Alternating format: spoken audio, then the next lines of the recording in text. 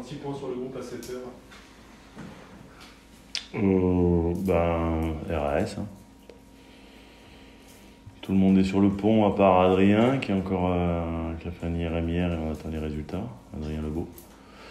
Après, Josué qui était aussi blessé a repris l'entraînement ce matin avec le groupe.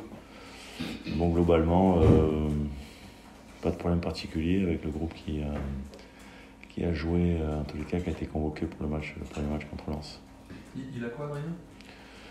Alors, je pourrais pas te dire exactement, je crois que c'est une petite lésion à la cuisse, mais où exactement ? A priori, c'est une ancienne lésion qui est fibrosée, qui a peut-être lâché ou autour, mais bon, c'était pas grand-chose, mais à chaque fois qu'il revient, il a quand même cette sensation.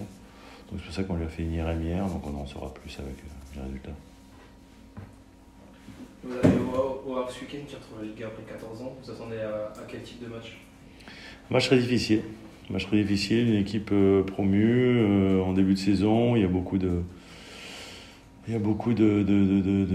d'euphorie, la remontée, la ville, le public attend de retrouver la Ligue 1, donc un stade forcément plein avec beaucoup d'ambiance et une équipe certainement survoltée qui a envie de bien faire devant son public pour son premier match pour capitaliser déjà après un bon point à Montpellier parce qu'ils ont fait un bon match là-bas. Où ils ont mis en difficulté cette équipe de Montpellier, où ils se sont créés des occasions, où ils auraient pu faire le break à un moment donné quand ils menaient 1-0. Donc un match très difficile effectivement. L'entrée en matière la semaine dernière s'est plutôt très bien passé, le match était un peu fou. Ouais. Comment est-ce qu'on redescend d'un match comme ça et est-ce que le risque c'est pas de succomber à une certaine euphorie et de tomber dans l'excès de confiance ? C'est sûr que c'est toujours un petit peu nous, entraîneurs, on essaie toujours d'avoir un petit peu de hauteur par rapport à tout ça et effectivement de pointer les choses qui peuvent nous guetter. Effectivement, un petit peu trop de croire que voilà, tu joues contre Lens, tu sais que ça va être difficile, c'est des vice-champions de France, puis là, après tu vas jouer un promu. Donc, dans l'approche du match, en tous les cas, je veux que ce soit exactement la même chose pour eux. C'est ce qu'on leur a dit. Les préparer aussi au fait que ce sera un match qui sera compliqué. Après, voilà, est-ce qu'ils arrivent à le traduire sur le terrain pour avoir la même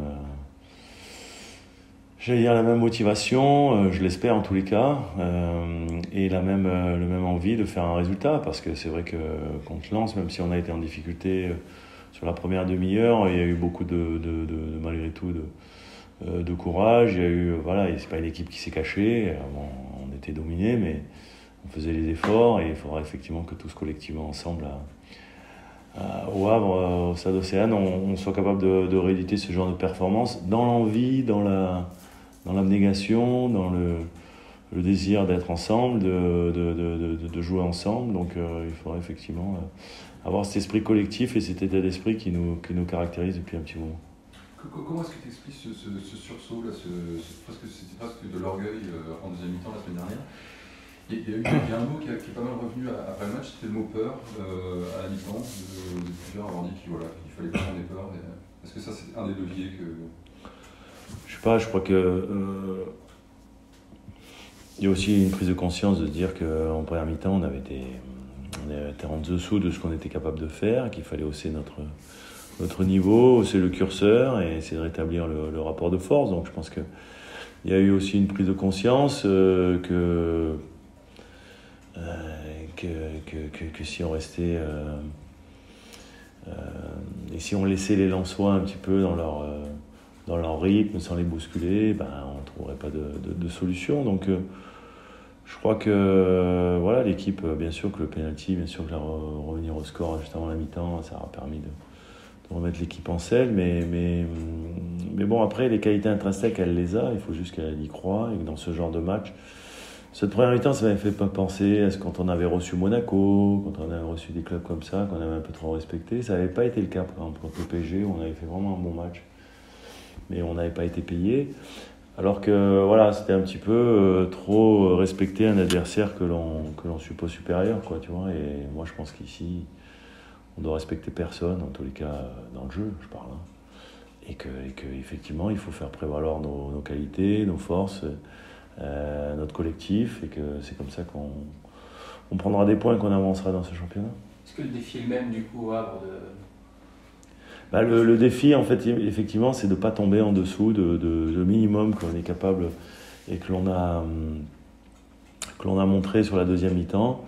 C'est pour nous, voilà, la valeur étalon de ce que doivent être nos matchs. Et c'est pas parce qu'on joue un adversaire sur le papier moins fort, a priori, qu'on doit descendre en dessous de ce seuil, quoi. Donc voilà, ça sera effectivement de leur faire prendre conscience que ce qu'on a pu développer en deuxième mi-temps, où c'était vraiment très intéressant, où il y avait tout, de l'intensité, de l'agressivité, du rythme, la volonté d'aller vers l'avant, la volonté de mettre le ballon dans la surface de réparation. Voilà, ça doit être effectivement notre valeur étalon et qu'il ne faut pas descendre dessous ça parce qu'on sait qu'on n'a pas de marge non plus. Comment toi, ou le staff, vous faites entre guillemets, des fois pousser les joueurs, c'est pas se faire violence, mais effectivement se dire c'est le minimum qu'on doit produire, qu'on sait produire et qu'on doit produire. Non, mais c'est l'entraînement tous les jours. Hein. L'entraînement, il y a une phrase qu'on dit souvent, c'est qu'on joue comme on s'entraîne et que c'est la réalité. Donc c'est vrai que nous, à l'entraînement, on essaie de mettre le maximum d'intensité. Alors aujourd'hui, c'est forcément à J-2, une séance un peu plus de récup, mais nos 2 dernières séances, entre hier et avant-hier, ont été des séances très intenses, avec très peu de repos entre les séquences. Donc une séance vraiment timée, où on demande aux joueurs d'avoir pendant 1 heure, 1 heure et quart, 1 heure et demie, ça dépend du temps de la séance, l'intensité qu'ils peuvent retrouver en match. Et après, derrière, quand tu as l'habitude de t'entraîner à ce niveau-là, avec cette intensité-là, c'est plus facile de la répéter. Après, on sait tous que tous étaient un sportif de haut niveau et qu'il y a des moments où tu fais des meilleurs matchs que d'autres. Mais c'est vrai que dans l'envie, en tous les cas, dans l'implication, dans l'exigence, et on se doit d'être à ce niveau-là parce que c'est notre salut qui passe par là. Hein. Donc, on n'a pas ni les moyens, ni quelquefois le talent, ni quelquefois d'autres équipes. Donc, il faut bien qu'on compense avec cet état d'esprit, ce collectif. On sent qu'il y a beaucoup de repères quand même. Il y en a quelques-uns. On avait commencé à bâtir des choses l'année dernière. On essaie d'être un peu sur la même lignée en essayant d'apporter des choses, de continuer à progresser. Maintenant, après ce bon match et ce bon match d'ensemble, parce qu'on a tous compris que c'était pas un match linéaire sur ce premier match contre Lens, qu'il y a eu des matchs dans le match, qu'il y a eu des renversements de situation, des choses. Donc, mais globalement, ce bon match et ces 3 points nous garantissent rien pour la suite si on n'est pas au même niveau en termes d'état d'esprit du collectif, quoi. Justement, d'un point de vue sportif, est-ce que vous vous méfiez du Havre et si oui, pourquoi ? Je me méfie beaucoup du Havre, d'abord parce que je pense qu'ils ont un très bon entraîneur. D'ailleurs, la petite anecdote, c'est que j'ai joué avec son papa et au début de ma carrière à Nice, c'était un très très grand défenseur central. Et puis quand j'ai commencé à jouer en pro, je jouais moi à l'époque quand il y avait un libéro, des stoppers, vous savez, c'était une autre époque. Donc comme pour commencer ma carrière, on m'avait positionné là, c'était Jean Fernandez notamment. Et d'autres qui sont passés par Nice, et Marco Elsner était à l'époque, quand c'était l'ex-Yougoslavie, donc un garçon qui était venu avec un autre de ses compatriotes, Miloš Jelmas, à Nice.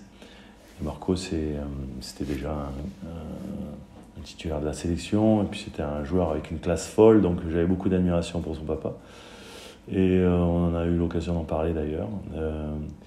Et donc voilà, pour la petite anecdote, je sais que son fils est un technicien de grande qualité. Donc voilà, et puis après ils ont un effectif effectivement avec des garçons qui ont beaucoup d'activités, qui ont un système un petit peu semblable à Lens, même s'il y a un peu de différence sur l'animation offensive, mais qui sont capables, avec des pistons, de nous poser des problèmes, avec l'engagement qu'ils vont y mettre et l'intensité qu'ils vont y mettre, à nous mettre des problèmes. Donc le danger peut venir de partout. Ils ont beaucoup de grands gabarits, notamment sur les coups de pied arrêtés. Et puis après, ils ont des garçons devant qui sont généreux, qui pressent beaucoup, qui font beaucoup d'appels dans la profondeur. Donc voilà, je pense, eux comme nous, on a étudié effectivement leurs caractéristiques et puis on va essayer de trouver des solutions pour faire un bon match. Il y aura 2 gros rendez-vous après. Je ne sais pas si c'est déjà dans la tête, mais ça peut être l'opportunité de se mettre un peu tranquille avant. Moi, je pense que dans ce championnat, je vais être tranquille tant qu'on n'a pas 37-38 points, quoi. Maintenant, on parle de 37-38 points, puisqu'il y a moins de matchs. Donc, pour Brest, on va dire. voilà, on ne devrait pas forcément prendre des points contre Lens. Et on en a pris. On peut imaginer que ça serait compliqué au Vélodrome, après de recevoir Rennes, effectivement. Donc, je pense que moi, je ne me projette pas là-dessus. Je suis concentré à fond. J'espère les joueurs aussi à fond sur le match du Havre pour essayer de revenir là-bas avec quelque chose. Et puis après, on prépare à la suite. Donc, tu commences à regarder les calendriers. Effectivement, ça peut faire mal un peu à la tête. Donc, pendant les matchs comme ils viennent. Et puis, essayer de remplir l'objectif qui est toujours, quand on joue un match, de le remporter. Donc, on verra bien. Tu avais lancé Jonas Martin à l'heure de jeu la semaine dernière. Comment tu as jugé sa prestation et son association avec Pierre Lasmelou notamment? Plutôt très bonne. Il aurait été dans un moment du match où effectivement on avait repris un peu l'ascendant et c'est vrai que du coup leurs entrées elles n'ont pas brisé l'élan de l'équipe, au contraire. Il a apporté de la stabilité, je pense qu'il a apporté aussi de la maîtrise. Mais on sait, et c'est pour ça qu'on l'a fait venir, parce qu'on sait que c'est un garçon qui peut effectivement, sur la saison, et quand il sera revenu en pleine possession de ses moyens et capable de faire un match de 90 minutes, effectivement ce sera un atout supplémentaire pour notre milieu de terrain, parce que il a les qualités du haut niveau et il a l'expérience. Il n'a pas les 90 minutes dans les jambes encore? Aujourd'hui non, je pense pas, sincèrement. J'étais assez clair avec lui pour lui dire que petit à petit on allait l'amener. Mais que sincèrement il faudra peut-être encore 1 ou 2 semaines pour pouvoir être pleinement opérationnel et être capable de tenir ces 90 minutes. On sait que c'est un garçon qui n'a pas joué beaucoup l'année dernière. C'est pas non plus de complètement le surcharger d'un coup pour éventuellement le perdre. Donc c'est de l'amener petit à petit vers une progression constante et pour aussi prendre des précautions vis-à-vis de ce qu'il a pu connaître la saison dernière et les quelques blessures qu'il a eues. Si la blessure d'Adrien Lebeau venait à être à constater, la blessure d'Adrien Lebeau venait à être sur une absence assez longue, est-ce qu'il y aurait éventuellement une devenue de latéral? Non, mais il n'y aura pas une absence longue, hein. Ce sera une absence d'un garçon qui a une petite lésion musculaire et qui va revenir, je pense, d'ici une dizaine, une quinzaine de jours. Okay. Maintenant, après, si vous parlez d'effectifs, il est évident que j'aimerais avoir au moins un défenseur supplémentaire qui puisse couvrir les 2 postes à droite et à gauche, quoi. Juste pour revenir sur Le Havre, tu l'as dit juste avant, c'est un schéma similaire à Lens, c'est une défense à 5, en tout cas c'était comme ça à Montpellier. Ouais. Ça ne les a pas empêchés d'être pris sur le dos, notamment sur le 2e but. C'est quelque chose que tu as intégré dans ton approche?